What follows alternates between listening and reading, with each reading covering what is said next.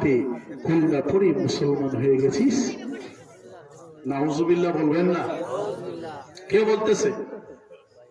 তার বন্ধু। বন্ধু যাকে ইচ্ছে দেখে বন্ধু বানাবেন না। সতর্ক হন, সতর্ক হন।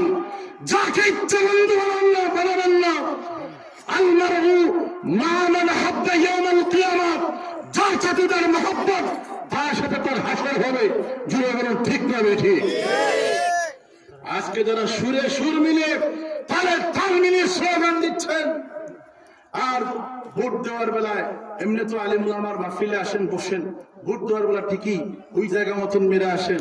মনে রাখবেন, যাকে ভোট দিবেন ওই ক্ষমতাশীল ব্যক্তি যতদিন ক্ষমতায় থাকবে, যত বাজে কাজ করবে, মন্দ কাজ করবে, তার শাসন আমলে সমস্ত বাজে কাজে, মন্দ কাজে আপনিও শরীক থাকবেন। জোরে বলুন ঠিক না বেঠিক? যাকে আপনি এলাকার চেয়ারম্যান মানলেন, আপনার ভোট 1000 টাকা দিয়ে আপনি একটা ভোট বিক্রি করলেন। মনে রাখেন, একটা ভোট না ইমান বিক্রি করলেন। এটা কি বিক্রি হলো? ইমান বিক্রি হলো। এই চেয়ারম্যানটা যদি যোগ্য না হয়, আমানতদারি যদি না হয়, তার ভিতরে যদি আমানতদারি ঠিক না থাকে, আল্লাহ রাসূলের হাদিস, ওয়ানা আনাস রাদিয়াল্লাহু তাআলা আনহু قال قال رسول الله صلى الله عليه وسلم لا ঈমান লিমান লা আমানাতা লাহু ওয়ালা দীন লিমান লা আহদা লাহু। ওই ব্যক্তির ঈমান নাই যার কাছে আমানতদারি ঠিক নাই, ওই ব্যক্তির ধর্ম নাই যেই ব্যক্তি কথা ঠিক নাই। জোরে বলুন ঠিক না বেঠিক? আপনার বাইহাকি শরীফের হাদিস, আনাস রাদিয়াল্লাহু তাআলা বলেন, লা ঈমানা লিমান লা আমানাতা লাহু। যত ব্যক্তি প্রতিশ্রুতি দিয়ে চেয়ারম্যান হয়, চেয়ারম্যান হওয়ার পরে যদি সেই প্রতিশ্রুতি সে রাখতে না পারে, বুঝতে হবে তার মধ্যে আমানতের দাড়ি সঠিক নাই, কথার বরখলাফ আছে। কথার বরখলাফ যার কাছে আছে, ওই ব্যক্তির কোনো ধর্ম নাই। লা দীনা লা ঈমানা লিমান লা আমানাতা লাহু ওয়ালা দীনা লিমান লা আহদা লাহু। ওই ব্যক্তির ধর্ম নাই যার কথা ঠিক না। জোরে বলুন ঠিক না বেটি? সকালে এক কথা, বিকালে এক কথা, দুপুরে এক কথা, আপনার ঘুমোতে যাওয়ার সময় এক কথা। ওই ব্যক্তি কখনো মুমিন হতে পারে? আমার বন্ধুরা, আমার কার সাথে বন্ধুত্ব করবেন, কাকে বন্ধু বানাবেন, যাকে তাকে বন্ধু বানাবেন না। এই ঘটনা থেকে শিক্ষা নেন। উকবা ইবনে আবু মুইত বন্ধু বানিয়েছিল তার বন্ধু, তারই এক কাফের, মক্কার কাফের ছিল, লিডার ছিল। উকবা ইবনে আবু মুইতের বন্ধু উমাইয়া ইবনে খালফ। উমাইয়া ইবনে খালফ এসে বলল, রে উকবা ইবনে আবু মুইত, শুনলাম তুই নাকি কালকে তোর মাহফিলের প্রধান অতিথি বানাইয়া তোর অলিমার মধ্যে আব্দুল্লাহ ছিল মুহাম্মদকে দাওয়াত দিয়ে এনেছিস। যাই হোক, এটা তো বড় বিষয় নয়, কিন্তু কলমাও পড়েছিস। আরে উকবা ইবনে আবু মুইত, শোন, যদি মুহাম্মদের সাথে সম্পর্ক রাখতে চাস, মুহাম্মদের সাথে যদি বন্ধুত্ব ঠিক রাখতস, মুহাম্মদের সাথে যদি তোর কলিমার সম্পর্ক, জুড়ে বলুন কিসের সম্পর্ক? কলিমার সম্পর্ক, ইমানের সম্পর্ক। আজকে আপনার আমার ছেলের, আপনার আমার মেয়ের ইমান নষ্ট করার জন্য সিলেবাসের বিরুদ্ধে ডারউইনের মতো বাদ দেওয়া হয়েছে। ঠিক না বেঠিক? আলিম উলামারা এইসব বিষয়ে আপনার ওয়াজ মাহফিলে কথা বলতেছেন, অনেক আলিম উলামারা হেনস্থার শিকার হয়েছেন, অনেকেই জেল জরিমানা ভুগতেছেন। বাবারা আমার, বন্ধুরা আমার, আলিমদের সাথে যারা মহব্বত রাখবে, খোদার কসম, আজকের এই পবিত্র মাহফিলে আল্লাহকে সাক্ষী রেখে, আল্লাহে বিয়াদিহি নাফসি, ওই আল্লাহর শপথকে বলছি যে আল্লাহর কুদরতি হস্তে আমার প্রাণ। বন্ধুরা আমার, হক্কানি কোন আলিমের সাথে যদি আপনি সম্পর্ক রাখতে পারেন, ওই আলিমের মায়ায়, ওই আলিমের মায়া মহব্বতে ওনার কষ্ট দেখে যদি আপনার কষ্ট লাগে, হায় রে হায়, এত বড় একজন আল্লামা, আজকে উনি জেলের মধ্যে আছেন। এরকম আল্লামা জেলে আছেন কিনা নাই? আল্লামা মামুনুল হক সাহেব, যার হুঙ্কারে বাতিলরা কেঁপে উঠেছিল। আর আল্লামা মামুনুল হক প্রতিদিন তৈরি হয় না, আল্লামা মামুনুল হক প্রতি সপ্তাহে তৈরি হয় না, আল্লামা মামুনুল হক প্রতি মাসে তৈরি হয় না, আল্লামা মামুনুল হক প্রতি বছরে তৈরি হয় না। আল্লামা মামুনুল হক তৈরি হতে হলে যুগ যুগ, শত বছর, হাজার বছর অপেক্ষা করতে হবে। আজকে সেই আল্লামা জেলের মধ্যে দুঃখে দুঃখে কষ্টে পাচ্ছেন। যদি বলুন ঠিক না বেঠিক?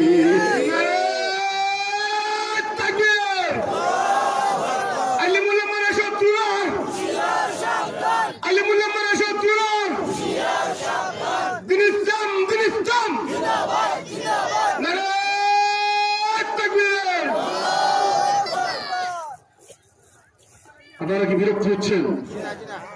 আমি শুধু এখানে কথা বলি, এটা না, আপনাদের দোয়ায় আমি স্টেট আমার থানা জগন্নাথপুরে বয়ান করেছি। নাম ধরে কোন আছে আমাকে ধরবে, কোন দলকে ধরবেন ধরেন, আমার হাতে হাত করে লাগান, নিয়ে যান আপনার জেলখানায়, বলে দিন আপনার জেলের ভিতরে মন্ত্র একটি মূর্তি হবে, যদি আমার ঠিক না ঠিক। তারকে একটি ভিডিও ফুটেজ থেকে আমার হৃদয় রক্তকরণ হয়েছে। বারবার সেই ভিডিও ফুটেজটা আমি দেখেছি। রফিকুল ইসলাম মাদানী একটা পিচ্ছি, আমরা যদিও পিচ্ছি বলি, উনি বাট্টি হওয়ায়, কিন্তু মূলত উনি পিচ্ছি না, অনেক বড় বাপের একজন আলেম। ঠিক না বেঠিক? ঠিক না বেঠিক? আপনারা দেখছেন কিভাবে কোর্টের মধ্যে হাজির করা হয়েছে? আপনারা দেখেন নাই? এই দেশে রেপ করে, যৌন হয়রানি করে, দর্শন করে, চুরি ডাকাতি করে, আপনার সমাজের মধ্যে প্যান্নি ঘোরাফেরা করে, তাকে তো এমন হেনস্থা করা হয় না। আপনি কি জানেন আপনার দেশের ভবিষ্যৎ, আপনার ছেলের ভবিষ্যৎ, ভবিষ্যৎ প্রজন্ম বাংলাদেশ মানচিত্র কোন দিকে দাবিত হচ্ছে? মুসলমান ঘুমিয়ে আসো, ইমানকে জাগ্রত করো। আমি কাউকে আপনার মারামারি করার জন্য বলবো না। আমাদের ইমানের দাবি, যেখানেই দেখবে অন্যায় সেখানেই রুখে দাঁড়াও। যদি বলুন ঠিক না বেঠিক? শুধু ইমান কি নামাজ পড়ার নাম ইমান, মসজিদ তসবিহের নাম ইমান।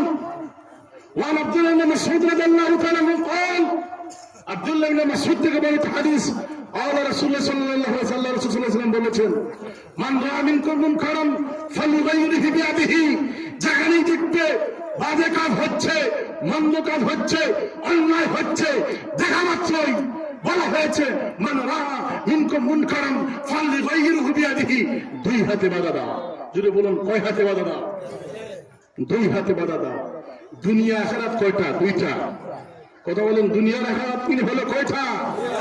আপনি দিনের জন্য দুই হাত লাগাবেন, দুনিয়া আপনি সফল, আখিরাত সফল। সুবহানাল্লাহ বলেন। আর যদি বলেন সুবহানাল্লাহ। আপনার সামনে আজকে একজন মানুষকে ফিটালো, আপনি চুপ হয়ে বসে রইলেন, এটা ইমানের পরিচয় নয়। কথা বুঝতেছেন? আপনার গ্রামে একজন গরিবকে ধনী ব্যক্তি ধরে দিন দুপুরে তাকে অত্যাচার করতে গাছের সাথে বেঁধে, আপনি তার ঠেকার গরমে, পয়সার গরমে আপনি কিছু বললেন না, ধনী মানুষ মামলায় লাগাই দিবে আমাকে, আপনি চুপ করে থাকলেন। আপনি বুবা শয়তান, বুবা শয়তান, বুবা শয়তান দিয়ে বল ঠিক না বেঠিক? বন্ধুরা আমার, ইমানের স্তর হচ্ছে তিনটি। জুড়ে বলুন কয়টি? তিনটি। ইমানের স্তর কয়টি? তিনটি স্তর। একটি স্তর হলো বাজে কাজ দেখা মাত্রই আপনি প্রতিবাদ করবেন। আর ফাইল্লাম ইস্তাতুই, যদি সেই ক্ষমতা আপনার না থাকে, ফাবে লিসানহি, জিহ্বা দিয়ে বাধা দাও। কি দিয়ে? আপনার লাঠি নেই, জিহ্বা দিয়ে একটা মন্দ কাজ করতেছে, এটা ঠিক না। এটা হলো দ্বিতীয় স্তর ইমানের। কত? 6 নম্বর স্তর। প্রথম স্তর হাত দিয়ে বাধা দেওয়া, দ্বিতীয় নম্বর স্তর হল জিহ্বা দিয়ে বেঁধে দেওয়া।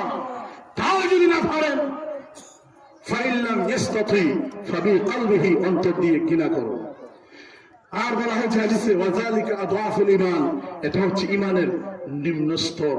এটা কি? ঈমানের নিম্ন স্তর। আমরা তো এখনো বর্তমানে মনস্থে চলে গেছি, ঈমানের নিম্ন স্তর পর্যন্ত আমাদের মধ্যে নেই। আমি সেই আলিম রফিকুল ইসলাম মাদানী ভাইকে দেখলাম, তাকে যখন আপনার শিকল পরাইয়া নিয়ে যাচ্ছে, উনি কয়েকটা মার্ডার করছে। কথা বুঝতেছেন না? পায়ে শিকল, হাতে শিকল, মাথার হেলমেটটা এমন ভাবে পড়েছে সব দিয়ে দেখতে পারে না। আজকে যারা আলিমুল আমাদেরকে এই কষ্ট দিচ্ছেন, শুনে রাখুন, নাস্তিকদের কারণে, কিছু নাস্তিক ব্লগারদের কারণে, যারা ইন্টারনেটে সবসময় হিন্দি বিরোধিতা করে ব্লগাররা, আর নাস্তিকরা এই দেশের কয়জন নাস্তিক আছে আমরা ভালো করে জানি। আমাদের হাতের আঙ্গুল কয়টা? কথা বলেন না, কয়টা?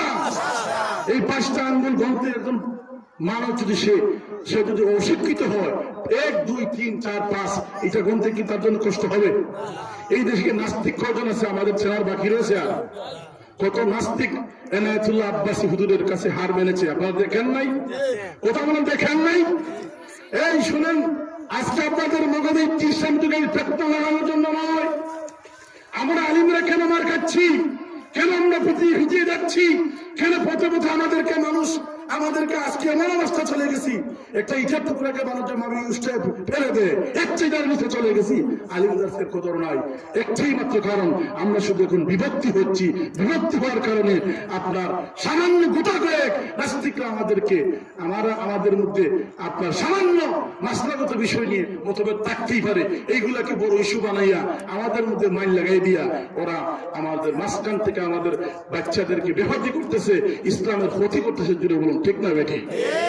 আমি দেখতে পাব আল্লামা মামুনুল হক কি করেছে, যার হুঙ্কারে বাতিলের মাসলাককে ফেলেছে, নাস্তিকবাদীরা মাথা তুলে দাঁড়াতে পারে না। আজকে মাদানি ছোট মানুষ কথাগুলো বলেছে, কিন্তু অনেক সব কথা আমি সাপোর্ট করছি না, কিছু ভুল হতেই পারে, কিন্তু এই দেশে আরো তো ভুল করেছে অনেক মানুষ, তাদের সাথে তো এমন দেখলাম না। ঠিক না বেটি? কথা বলেন, আরো ভুল করেছে না অনেকেই? হয় নাই? বন্ধুরা আমার, আমি আর এদিকে যাচ্ছি না, আমি এই জিনিসটি বলতে চাই কোরআন হাকিম থেকে। আল্লাহ নবীর সাথে মহব্বত করে সে কালিমা পড়েছিল, তার নাম উকবা ইবনে আবু মুইত, মনে আছে কিনা? নাম কি? উকবা ইবনে আবু মুইত। আল্লাহ নবীর সাথে মহব্বত করে সে ইমানের সম্পর্ক স্থাপন করেছিল, কিন্তু দেখেন তার লিডারির লোক, তার ক্ষমতার লোক তাকে কি করলো?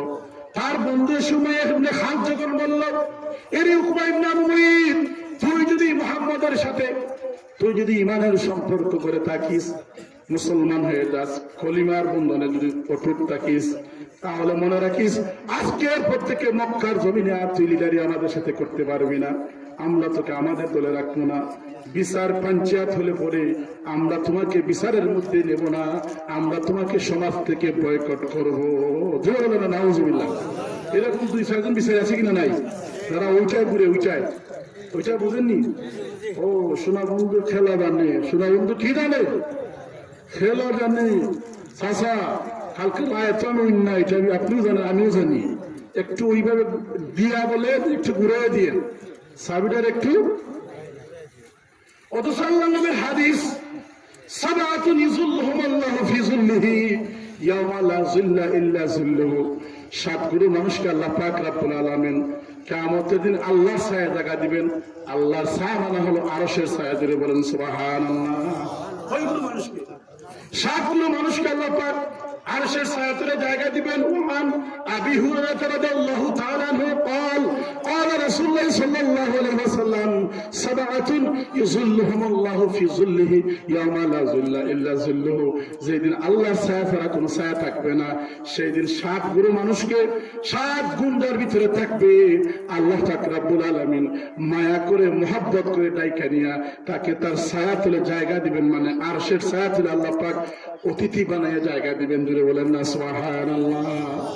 সর্বপ্রথম যেই ব্যক্তিকে আল্লাহ ডাক দিবেন কিয়ামতের ময়দানের দিন, আল্লাহর ছায়াতলে আল্লাহ তাকে ডাক দিবেন, সেই হাদিসের মধ্যে আনা হয়েছে প্রথম নাম্বারের ব্যক্তি হলো ইমামুন আদিল, ন্যায়পরায়ণ বিচারক, ন্যায়পরায়ণ লিডার, ন্যায়পরায়ণ নেতা। জুড়ে বলেন না সুবহানাল্লাহ। ইমামুল আদিল, ন্যায়পরায়ণ বিচারক, যিনি তার সন্তান দেখে বিচার করবেন না, কারো টাকা থেকে বিচার করবেন না, কারো লাঠি থেকে বিচার করবেন না। দূষিত দোষী, তোমার শরীয়তের আইনে যেটা প্রাপ্য সেটা হবে। কথা বুঝতেছেন? 1 নম্বরে আনা হয়েছে। যাই হোক, এদিকে আমি যাচ্ছি না। এখন উমাইয়া ইবনে খালদ এসে বলল, তুমি কি আমার সাথে বন্ধুত্ব রাখবা না মুহাম্মদের সাথে বন্ধুত্ব রাখবা? মুহাম্মদের সাথে বন্ধুত্ব রাখতে চাও, আমরা তোমাকে বাধা দেব না, তবে মনে রেখো আমাদের সাথে আর উঠা বসা চলাফেরা করতে পারবে। কথা বুঝতেছেন না? আমি আমার ওই যে কোন সূরা আয়াত তেলাওয়াত করেছি, সূরা ফুরকানের 27 নম্বর আয়াত থেকে এই ঘুরে আসতে যে শানে নজুল বলতেছি, শুধু শানে নজুল কেন নাযিল হলো এই আয়াতগুলা? তখন সে কি করলো? আপনার তার লিডারি চলে যাবে, তার লিডারিটা তার কাছে বড় হয়ে গেল, তার লিডারদের সাথে সম্পর্ক এটা নষ্ট হয়ে যাবে। আমাদের দেশে দেখবেন অনেক মানুষ নামাজ পড়ে, কিন্তু তার ওই যে সভাপতি হইতো, ওই দলের যদি সভাপতি হইতে পারে, ওই দলের যদি প্রচার সম্পাদক হইতে পারে, ওই দলের যদি কোন একটা কিছু হইতেই পারে, যে জানোস না আমার ক্ষমতা আছে ওটা। কথাটা বুঝতেছেন না? আল্লাহ কোনো তাকদীম ইশারা, জ্ঞানী মানুষের জন্য ইশারা যথেষ্ট। যেটা বলুন ঠিক না ঠিক? তো একটা যদি ভাইয়া যায় আমার সাথে তো কি হয়েছে, আমি তো এমনি আছি, ইমান জায়গা হয়েছে? ইমান কি জায়গায় আছে? ইমান জায়গাতে নাই। আপনি কার সাথে সম্পর্ক করতেছেন? উকবা ইবনে আবু মুঈত বলল, যদি তুমি মুহাম্মাদের কালিমাকে ফিরে দিতে পারো, মুহাম্মাদের কালিমাকে আবার ছুঁড়ে মারতে পারো, তাইলে শুনে রাখো, আমরা তোমাকে আবার আমাদের খুলে নেব, আবার আমাদের নেতা হিসাবে আমাদের কাছে রাখবো। যেভাবে ভালোবাসতাম ঠিক সেইভাবেই ভালোবাসবো। সত্য হলো শুধু কালিমা ফিরে দিলে হবে না। উকবা ইবনে আবু মুঈত বলল, পরে উকবা ইবনে আবু মুঈতকে উমাইয়া ইবনে খালফ বলল, পরে উমাইয়া ইবনে খালফ উকবা ইবনে আবু মুঈতকে বলল, ওরে উকবা ইবনে আবু মুঈত, আমার আলোচনা আমি শেষ করে দিচ্ছি। আলোচনার শেষ দিকেই আমি চলে এসেছি বন্ধুরা। আমার 8 মিনিটের ভিতরে আমার আলোচনা ইনশাআল্লাহ শেষ করে দেব। উকবা ইবনে আবু মুঈত কথা মনে আছে? তাকে পরামর্শ দিচ্ছে উমাইয়া ইবনে খালফ, যাও মুহাম্মাদের কালিমাকে ফিরে দিয়ে আসো। আর শুধু ফিরে দিয়ে আসলে হবে না, মুহাম্মাদের যে কালিমার পরে তুমি মুসলমান হয়েছো, মুমিন দাবি করতেছো বা মুমিন হয়েছো, সেই মুহাম্মাদের গালে তোমাকে থুতু মারতে হবে। নাউজুবিল্লাহ বলেন। কার গালে থুতু মারবে? কথা বলেন না, নাউজুবিল্লাহ জুড়ে বলবেন না। সেই মুহাম্মাদের গালে থুতু মেরে তোমাকে আসতে হবে। উকবা ইবনে আবু মুঈত তার বন্ধুর প্ররোচনায় পড়ে, তার বন্ধুর ফাঁদে পড়ে, দুনিয়ার লিডারির আশায়, মাতব্বরের আশায়, দেখেন না সামান্য দিনের কিছু পাওয়ার পেয়ে কি করতেছে। আল্লাহু আকবার। আল্লাহ, এই মহব্বত দুনিয়ার সামান্য লিডারির আশা। সে বলল ঠিক আছে আমি রাজি। চলে গেল, আবার নবীর কাছে আসলো দৌড়াইয়া। আমার নবী সে আসার পরে তার দিকে নবীর নুরানি চেহারা আনোয়ার একটু ভালোবাসা সে আগে দিলেন, কারণ সে তো মুসলমান। সুবহানাল্লাহ বলেন। এবার উকবা ইবনে আবু মুঈত, আমার প্রিয় নবী, দুজাহানের বাদশা নবী, যে নবীর শরীর মোবারকের মধ্যে মশামাছি জীবনে বসে নাই। সুবহানাল্লাহ বলেন না?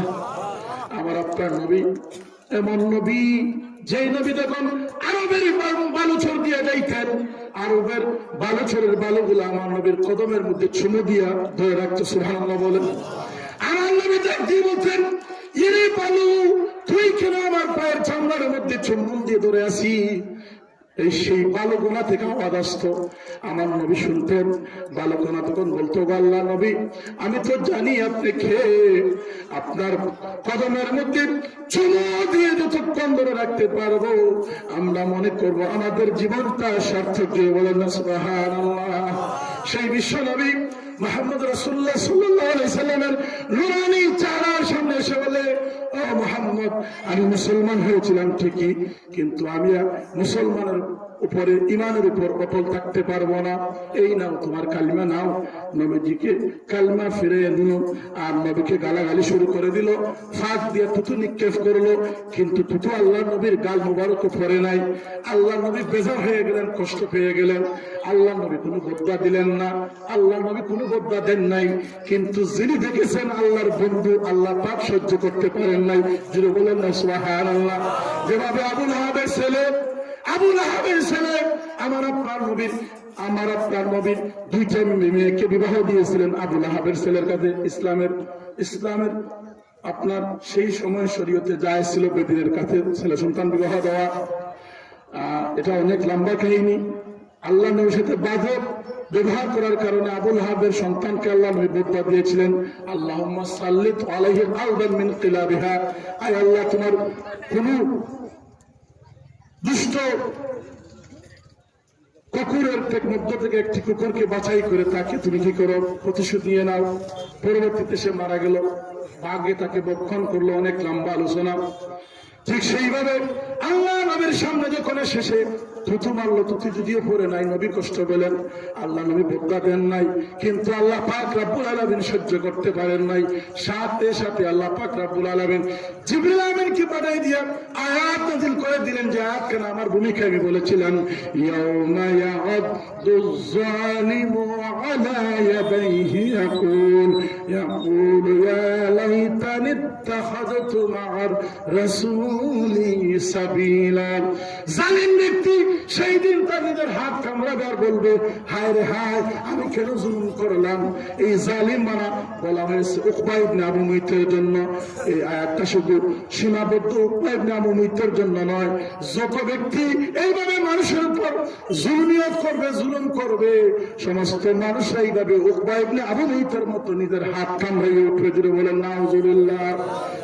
সেই দিন উকবা ইবনে আবু মুইত বলবে, আল্লাহ আগেই কোরআন শরীফে বলে ফেলছেন, সেই দিন বলবেন ইয়াকুলু ইয়া লাইতানি ইত্তাখাযতু মা'আর রাসূলি সাবিলা, হায় রে হায় কেন আমি মুহাম্মদের তত্ত্ব অনুসরণ করি নাই, কেন আমি মুহাম্মদের সাথে থাকি নাই।